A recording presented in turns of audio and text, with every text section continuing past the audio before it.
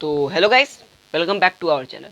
आज हम बात करने वाले हैं एथेनॉल के बारे में। ठीक है, एल्कोहल के बारे में कुछ बात किए थे, आज हम बात करेंगे कार्बोक्सिलिक अम्ल एवं साबुनीकरण के बारे में। ठीक है, आज हमारा ये चैप्टर एंड हो जाएगा। ओके, चलो जल्दी जल्दी बात करते हैं। क्या है, कुछ पॉइंट्स बात करते हैं। क्या है, कुछ देशों में एल्कोहल 20% एवं पेट्रोल 80% ईंधन के रूप में व्यवहार किया जाता है। ठीक है, एल्कोहल 20% एवं पेट्रोल 80% के रूप में ईंधन के रूप में व्यवहार किया जाता है। ओके, शक्ति के उत्पादन में प्रयोग किए जाने वाले अल्कोहल को पावर अल्कोहल कहते हैं। सबसे पता चल रहा है भैया, शक्ति में उत्पादन करेंगे तो पावर ही बोलेंगे। ओके, मेथनॉल हमारे लिए हानिकारक है। मेथनॉल क्या है, एक अल्कोहल है। ठीक है, इसका फॉर्मूला क्या होता है, CH3OH। ओके, ये क्या है, एक हानिकारक है। ओके, हमारे लिए। अब बात करने वाले कार्बोक्सिलिक अम्ल के बारे में। हमारा जो अल्कोहल का टर्म है खत्म होता है, बहुत सारी अभिक्रिया के बारे में बात किए थे पिछले लेक्चर में, उसको आपको याद करनी चाहिए। ओके, अब बात करते हैं कार्बोक्सिलिक अम्ल क्या होता है। तो प्राइमरी अल्कोहल के ऑक्सीकरण से कार्बोक्सिलिक अम्ल बनता है। ठीक है, प्राइमरी अल्कोहल के ऑक्सीकरण से कार्बोक्सिलिक अम्ल बनता है। CH3CH2OH को KMnO4H+ की उपस्थिति में अभिक्रिया कराने पर CH3CHO बन जाता है। फिर उसको पुनः अभिक्रिया कराने पर CH3COOH बन जाता है। ठीक है, तो ये एथेनॉल से एथेनॉल बनता है, एथेनॉल से एथेनोइक अम्ल। ओके, एथेनोइक अम्ल को हम क्या बोलते हैं, एसिटिक अम्ल बोलते हैं। बात समझ में आ रहा है। तो एसिटिक अम्ल तो आप जानते ही हो, 6 से 8% एसिटिक अम्ल को सिरका कहते हैं। सिरका क्या है, एक परिरक्षक के रूप में काम आता है, अचार में बनाने में या किसी भी रसोई घर में काम आता है सिरका। ओके, सिरका। तो ये एथेनॉल के एथेनॉल, एथेनॉल से एथेनोइक, ये मोस्ट इंपॉर्टेंट है आपके लिए अभिक्रिया। ठीक है, ये आपको याद होना चाहिए। तो इसको कॉपी करो। कार्बोक्सिलिक अम्ल के और अभिक्रिया के बारे में बात करते हैं, किन किन चीज़ों से वो अभिक्रिया करता है। ओके, तो कॉपी कर लो। तो चलो फ्रेंड्स, अब बात करते हैं विभिन्न अभिक्रिया के बारे में जो एथेनोइक अम्ल करता है। ओके, देखो क्या क्या है। एथेनोइक अम्ल NaOH मतलब सोडियम हाइड्रोक्साइड के साथ अभिक्रिया करके सोडियम एसीटेट एवं H2O बनाता है। H2O मतलब जल बनाता है। CH3COOH के साथ सोडियम हाइड्रोक्साइड की अभिक्रिया होने पर CH3COONA+H2O बनाता है। इसी का एक उदाहरण है। ओके, इसी स्ट्रक्चर का उदाहरण है, जो स्ट्रक्चर में लिखा हूँ उसका उदाहरण है। दूसरा क्या है, एथेनोइक अम्ल Na2CO3 NaCO3 मतलब सोडियम कार्बोनेट या सोडियम बाइकार्बोनेट से अभिक्रिया करके फदफदाहट से CO2 गैस मुक्त करता है। ठीक है, फदफदाहट मतलब फेन होते हुए। ओके, तो इसका दो एग्जांपल है, देखो आपको ये दोनों एग्जांपल इसी स्ट्रक्चर का है। ठीक है, कॉपी कर लेना, इंपॉर्टेंट है, एग्जांपल आपको पता होना चाहिए। ठीक है, बिना एग्जांपल के आप पढ़ नहीं सकोगे। ठीक है, एग्जांपल भी याद रखोगे तो अगर एग्जाम में आएगा तो एग्जांपल ही बेस्ड क्वेश्चंस आते हैं। ओके, तो एस्टरीकरण का मतलब क्या है, ये मोस्ट इंपॉर्टेंट डेफिनेशन आने वाला है हमारे इस लेक्चर का। ठीक है, एस्टरीकरण आपको जानना पड़ेगा। एस्टरीकरण होता क्या है, सांद्र H2SO4 की उपस्थिति में H2SO4 एसिटिक अम्ल को एथिल एल्कोहल के साथ, मतलब एसिटिक अम्ल को एथिल एल्कोहल के साथ गर्म करने पर क्या कर रहा है, गर्म, उसको हीट देंगे। ओके, गर्म करने पर एथिल एसीटेट बनता है। क्या बनता है, एथिल एसीटेट, जो एक एस्टर श्रेणी का यौगिक है। एक एस्टर श्रेणी में पढ़ा था, हम पढ़े थे, उसका यौगिक है। ठीक है, तो एस्टर बनने की इस अभिक्रिया को एस्टरीकरण कहते हैं। ठीक है, सिंपल सा अभिक्रिया है, आपको कोई जोर जबरदस्ती नहीं है, सिर्फ आपको अभिक्रिया का फुल फॉर्म याद होना चाहिए। तो एसिटिक अम्ल का हम स्ट्रक्चर पता है आपको, एसिटिक अम्ल को हम स्ट्रक्चर में कैसे लिखते हैं, उसके यौगिक का नाम क्या है बता। एसिटिक अम्ल में ऐसे लिखते हैं CH3COOH, यही आपका एसिटिक अम्ल है, याद रखना इंपॉर्टेंट है। ओके, याद हो जाएगा। चलो अब देखो एग्जांपल के बारे में बात करते हैं। देखो यही एसिटिक अम्ल है ना, CH3COOH HOC2H5 अभिक्रिया करके सांद्र H2SO4 की उपस्थिति में एस्टर यौगिक बनाता है और जो हाइड्रोजन गैस मुक्त ये वाटर मुक्त करता है। ठीक है, जल। तो एस्टर से फल जैसी मीठी गंध आती है। कैसी गंध आती है, फल जैसी मीठी गंध आती है, मतलब मीठा गंध आता है इसका। ठीक है, परफ्यूम बनाने में इसका उपयोग होता है। देखो इसका उपयोग इत्तर बनाने में किया जाता है। किसके बनाने में, इत्तर।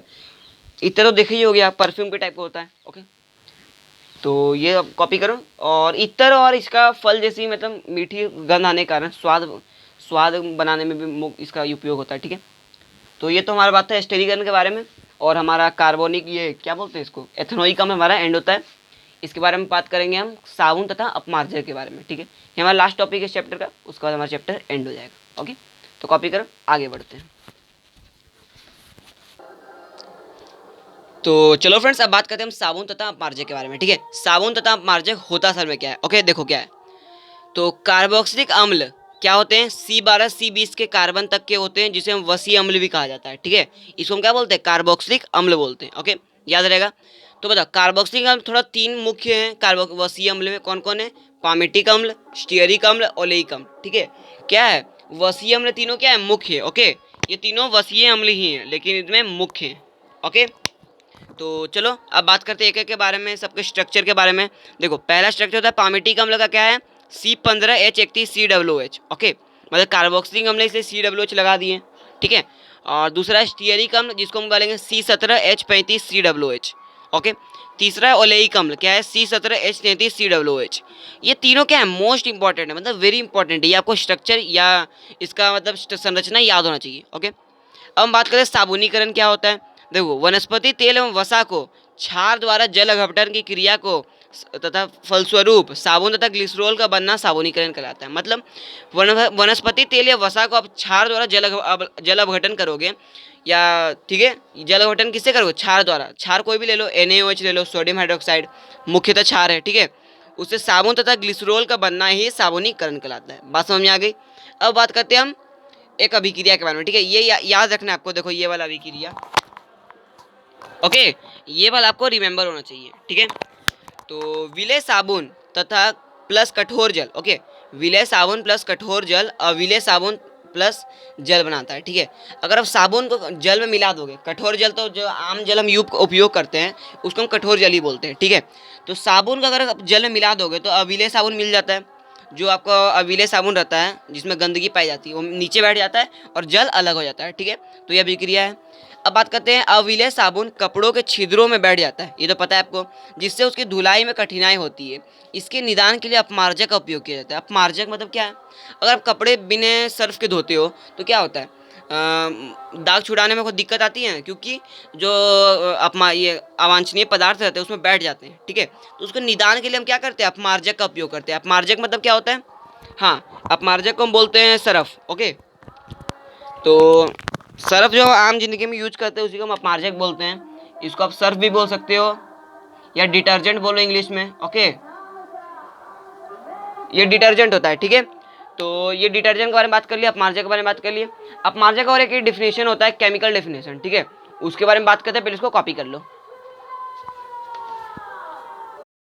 तो चलो फ्रेंड्स अब बात करते हैं अपमार्जक के बारे में। ठीक है, अपमार्जक मतलब क्या होता है? डिटर्जेंट। ठीक है, देखो क्या होता है।